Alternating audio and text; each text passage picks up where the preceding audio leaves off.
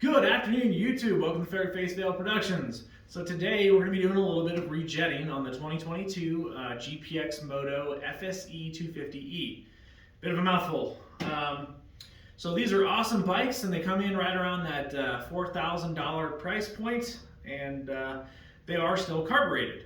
I think no matter what elevation you're going to be living at, this bike is going to have to be rejetted, either just from the needle jet or some pilot and main jets. So we'll talk about kind of all the components, the type of carburetor, and if you're new to this, it's not hard to jet a carburetor. I'm probably not the best expert in the world, but I have done several bikes along with the DR350 behind me, my DRZ400, my KLR250. I've had a lot of bikes that of course, you want to jet them for your altitude so they run correctly. Now, I'm going to caveat this. I live at just above 6,000 feet, and I generally jet my bikes somewhere between like 7,500 or like 8 to 10,000 feet, because most of the time when we ride, it's going to be up in the mountains and it's pretty high elevation. So I generally go for a happy medium. My bikes almost never run 100% peak from their jetting. I find that CV carbs, which is a different type of carburetor than this bike has, generally adjusts better with large altitude changes. But that's okay, it'll be good enough to get this bike running quite well. Even out of the box, it was jetted, I would say, very, very poorly for this altitude, and it still actually ran pretty well. Now, I've already had the carburetor apart once. I didn't have any jets on hand, but I wanted to adjust the needle position. Leaving out the needle position was enough to make this bike run almost fantastic. I believe that the main jet is probably satisfactory, but we'll go ahead and talk about kind of the main parts. Now, I may throw up a graphic and we'll eventually look at this on the carb, but the main parts that we're going to be looking at rejetting today is it's going to be your pilot jet. So pretty much your pilot jet is going to be the thing that controls pretty much from 0% throttle to 25-ish% throttle. So that pilot jet is going to have a pretty huge effect on your bottom end response off the throttle. So things you'd be looking for is if you're twisting the throttle a little at the bottom and it's starting to bog or choke, I suppose. These things are kind of hard to explain because you do have lean states, which is too little fuel, and you do have rich states, which is too much fuel. In my case, I have too much fuel.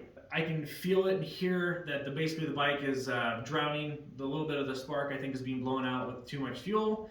So that would mean going down a size for the pilot jet. Now, once you get to about 50% throttle or above 25%, that's when you start to use your needle jet. So there's a little needle on the top of the slide that will clip out of there or snap out of there.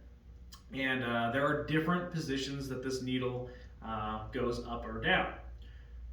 The far bottom position is going to be your richest state, so it's going to be moving the most amount of fuel during that throttle. Now, the FSE 250 came in a full rich state, so the clip was all the way down at its lowest position, so I would call that 5th position. I moved it all the way up to 2nd position since I'm up here at high altitude, and it seems to be running really quite well. In fact, in some ways, I may eventually have to move it to its top clip to lean it out all the way, but for now, I think it's in a pretty happy place, at least at that point in the throttle. And then once you get past your like 3/4 of the throttle or 75%, that's when you move into using your main jet. At wide open throttle, you would look for things like hesitation, choking, feeling of the engine kind of being flooded, or maybe when you go wide open throttle, you're actually losing power, not gaining power. So you'll want to adjust it one way or the other to see if you're lean or too rich.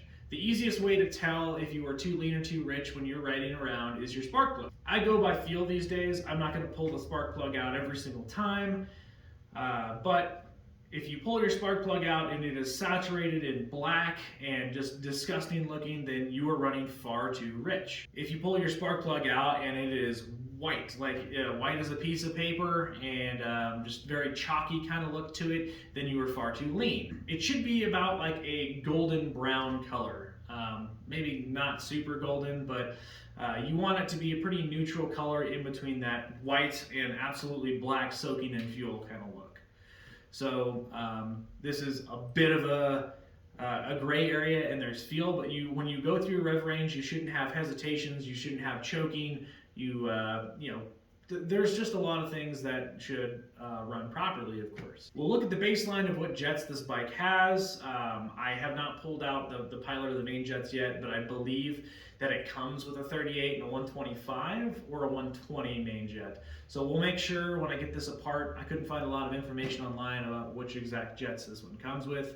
I do know, like I said earlier, that the needle was full rich. Okay, and some tools that you'll need to take this essentially apart to get to the carb. If you assemble the bike yourself, you shouldn't have any problems whatsoever, but basically we're going to be taking the seat off, which takes an 8mm socket, and then I believe all the bolts that hold the gas tank down are 8mm as well. There's one right underneath where the seat is on the gas tank, and then there are 4 bolts up front that essentially they look like what would be normally radiator guards.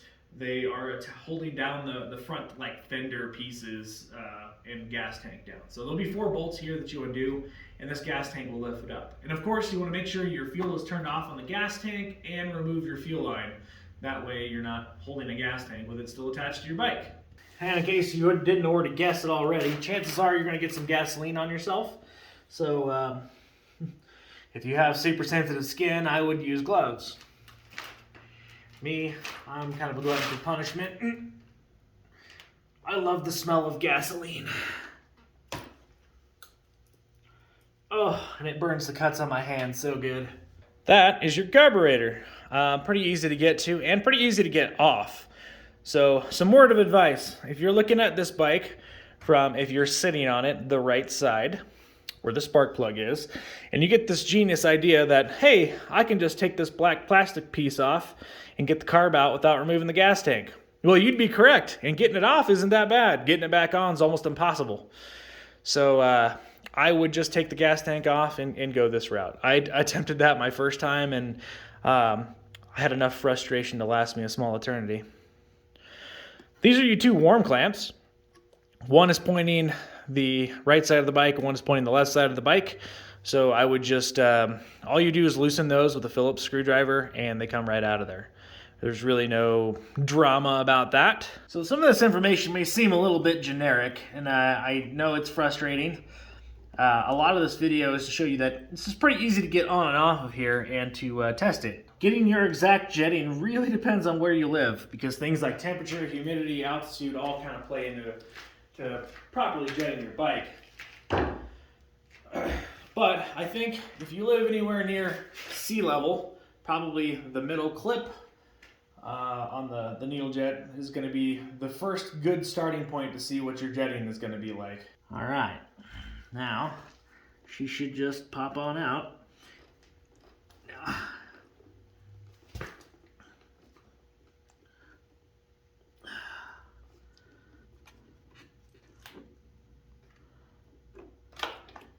Now, of course, some gas is going to leak out.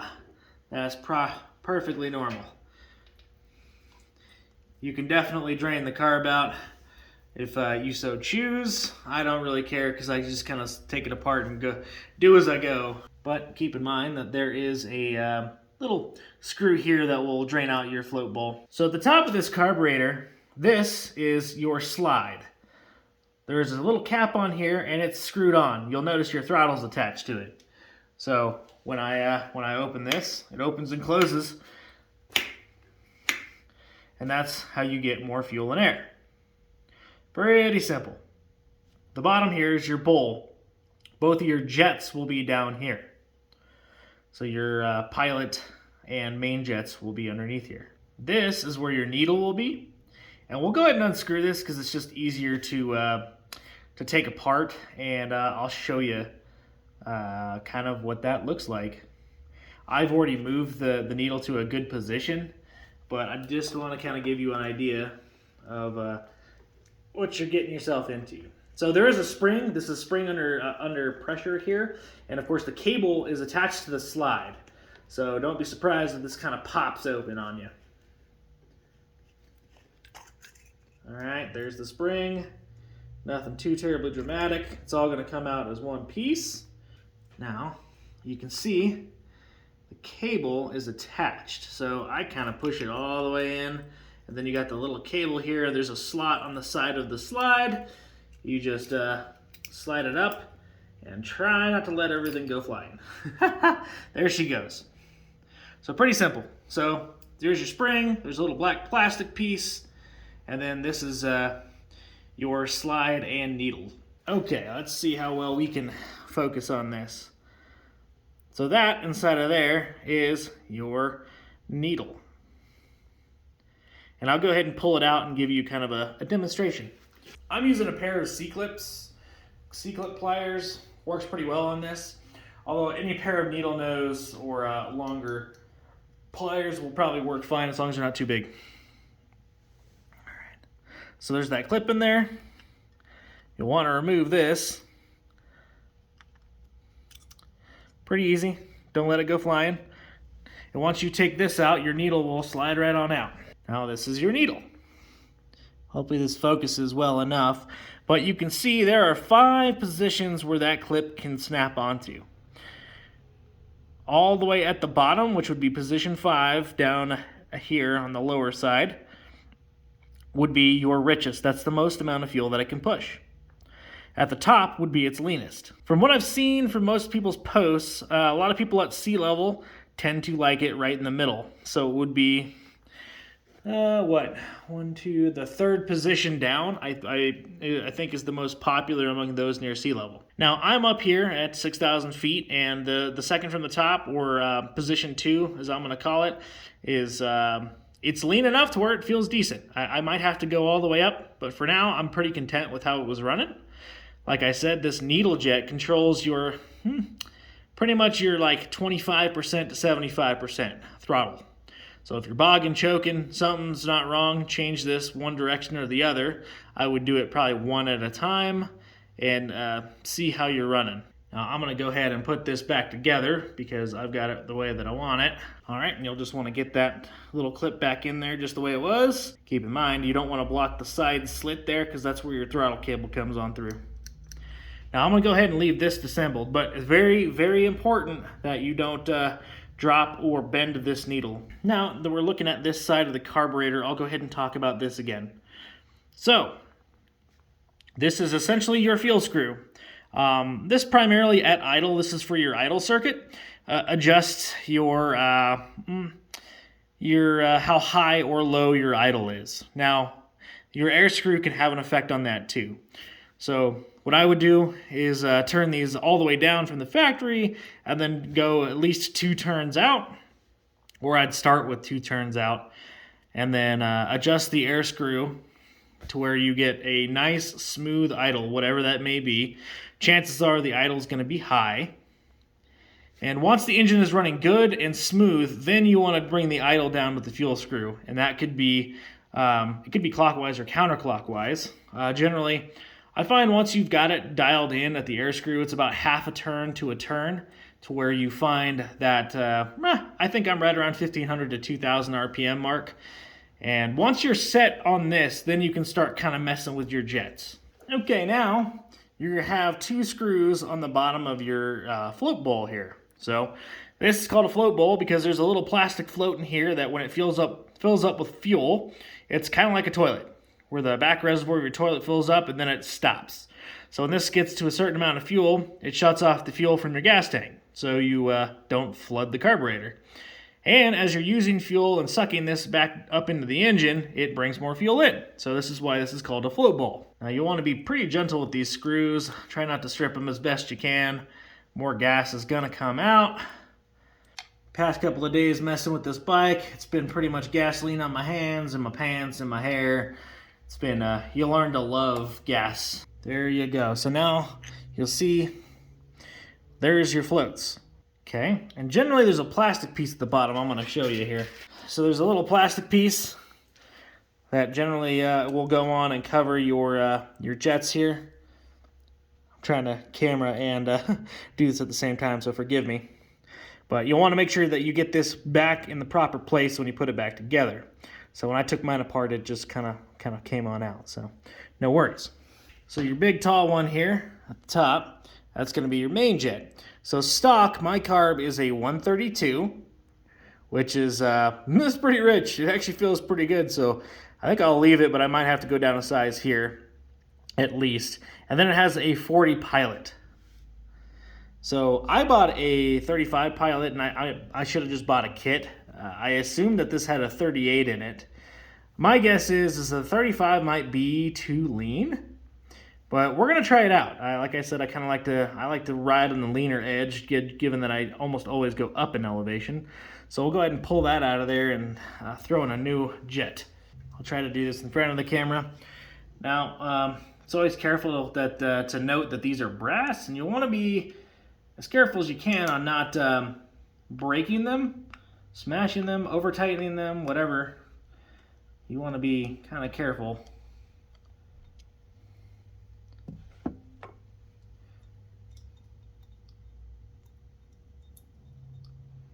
All right, so there's my 40. Jet looks good, nothing's clogged, so good signs. And literally, this is just as easy as changing out some of these dumb jets. It's a little bit of a process, but once you get it down, it's not hard, and getting this apart isn't a huge deal. So right now, I'm going down to a 35 Pilot. I believe that this might be too lean. I should probably be doing a 38.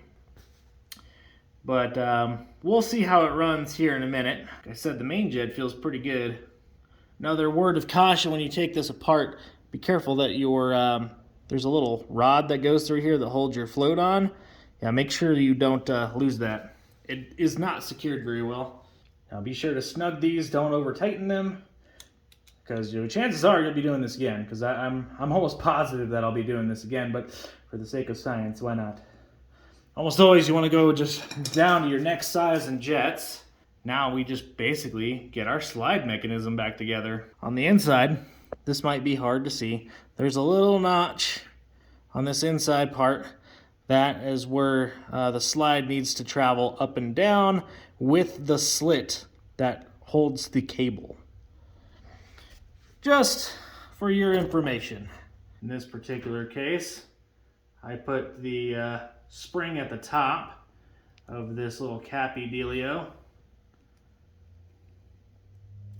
and then I compress it all the way down.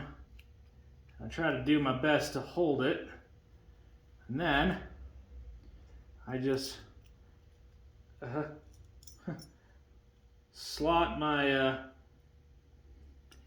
cable, then I let the spring snap down into the lovely, there it goes. You want to kind of make sure it goes all the way down.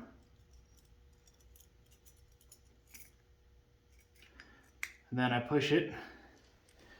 So after I kind of scrunch that spring up into the cap, I slot my throttle cable through the slide, and then I scrunch it all back up together. And then the next part is arguably probably the hardest, is you want to get your needle slotted in there without bending it, hurting it, or anything else while dealing with tension on a spring. So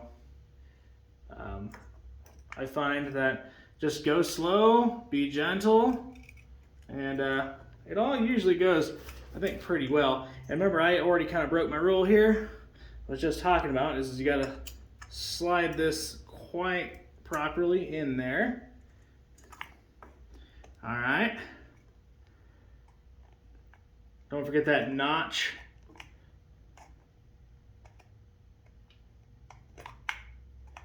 All right, and then getting that top cap screwed on is your last part. Okay. And then just kind of hand tighten it.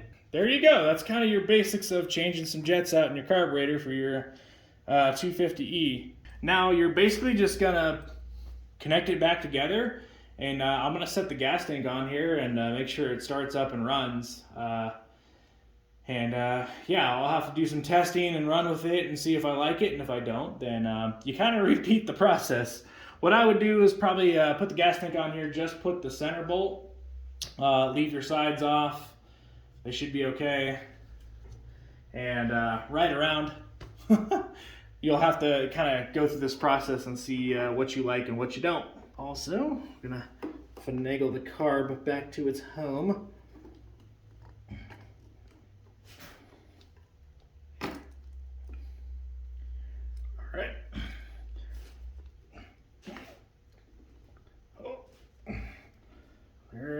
hose. There you go. Make sure both sides are seated real nicely. The carb is up and down. Also test your throttle. Make sure everything moves okay. Then we're going to tighten down these clamps. Alright, so when you get this all hooked up and everything else, you're going to want to go back to your 2 turns out on both the fuel and air screws and kind of go from there. You want to set your idle and your fuel screw and air screw properly so that it runs as best as it can, and then go messing with and riding around and seeing how the bike is running. If you don't have those set correctly from the get-go, it won't seem like your jetting is correct, especially with the pilot jet. All right, now for the moment of truth. Now, you just emptied all the fuel out of the carburetor and everything else, so it may take a minute for that to fill back up.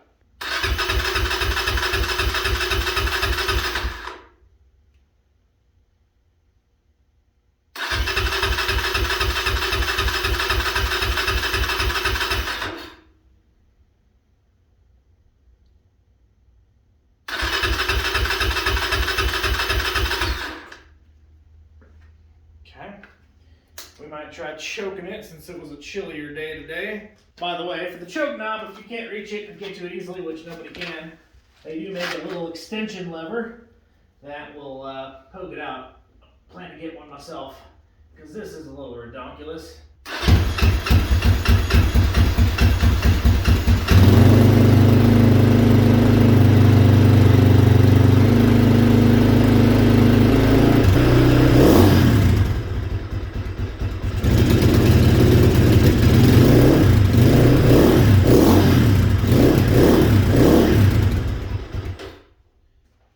Okay, so I need to reset, like I talked about, my fuel screws, and we're going to try that out. After some messing with the carburetor for quite some time today, I ended up actually back to the 40. So I believe I probably need a 38 pilot. I'm stuck between the 38 and 40. So chances are at higher altitudes, the 38 is going to be better. Down here, it just feels like it's a little too lean. So the 40 kind of seems like a compromise that I'm willing to live with. I messed with the needle clip positions as well. I moved from pretty much the first 3 positions. The top, which I would consider first, which is the leanest, is far too lean. Lots of lean popping, doesn't run good. Second clip runs very well, and it's 25% to 75% throttle. It's quite good. Third clip, it's pretty much drowning in fuel. It would definitely be far too rich at altitude. It's like doable, but not in a good place. So that's where I stuck with that. The main jet still feels pretty decent. I don't see any problems at wide open throttle yet. So right now I just threw the 40 pilot back in from the 35, and I'm going to kind of reset my idle as well as the air and fuel screws. So I wanted to show kind of how this process goes. I'm not fantastic at it, but hopefully it gives you some sort of idea. This is about as good as I get with the camera up close. Now what we're looking for, remember here, both these screws right now are turned 2 turns out. So both the air and fuel. And first thing we're going to adjust is air. We want it to be running as good as possible, so to speak. So you want a good, smooth, clean idle. It'll probably be idling high, but that's what you want when you're messing with the air screw. And then once you kind of get to its highest point, you back it off about 1/8 of a turn. And then you start adjusting your idle with the other screw, your main fuel or idle screw. At that point, that's about where you find where you want to be.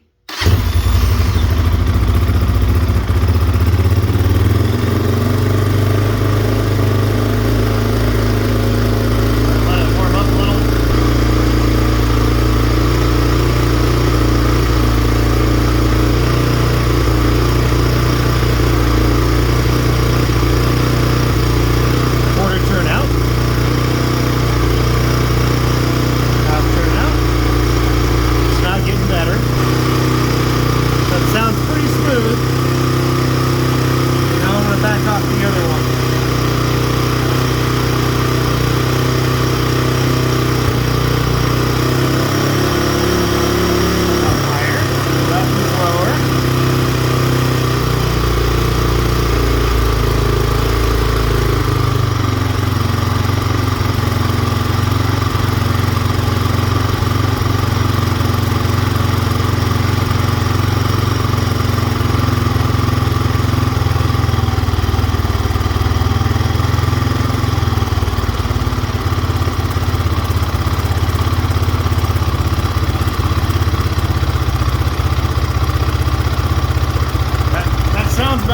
we want a good consistent idle. It's a little choppy.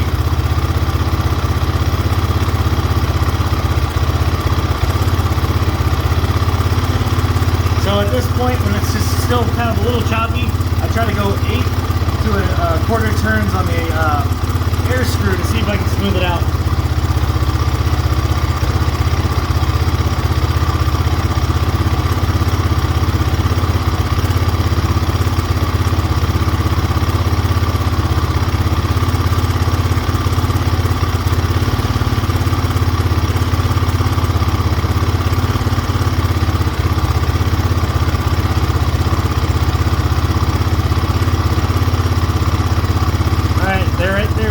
Sounds a lot more consistent in its idle. And just a little bit more, I feel a little hesitation.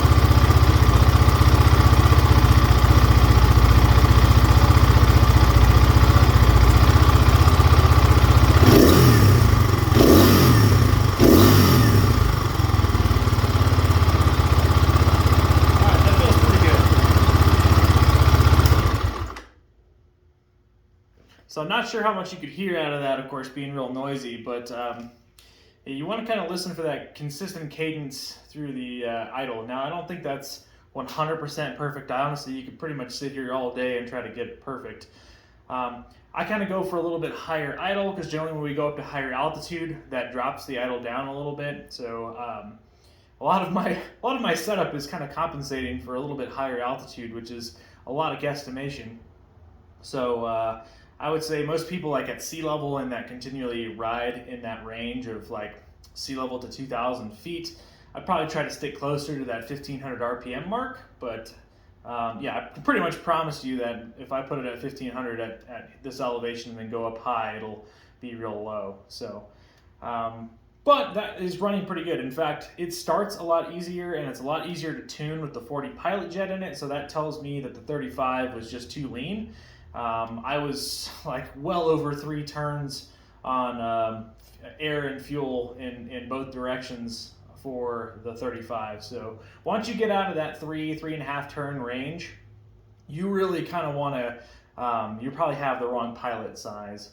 So this one was much easier to tune. So I think the 38 might be the sweet spot, but I'm going to go up in the mountains and test this as is and see how she does. Ultimately, you can mess around tuning in your garage and riding around your neighborhood as much as you want, but you don't really know till you get it out and do some real riding. Well, I hope this helped you out, guys. I really was just trying to do a basic how to take a carb apart and do some jetting on the 250E.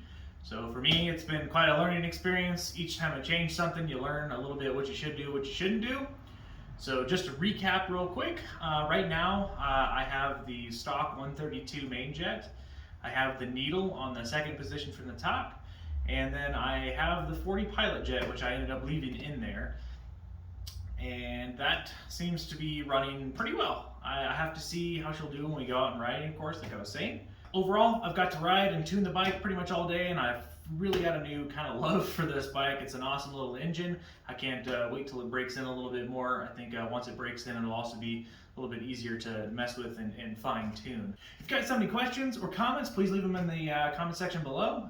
Please like and subscribe. I know a lot of you that come to my channel don't subscribe. Majority of my viewers aren't subscribers, so that helps me out a ton. It boosts my channel, boosts my confidence even, so go ahead and throw a subscribe up there. And we'll catch you on the next one. Ferret Face out.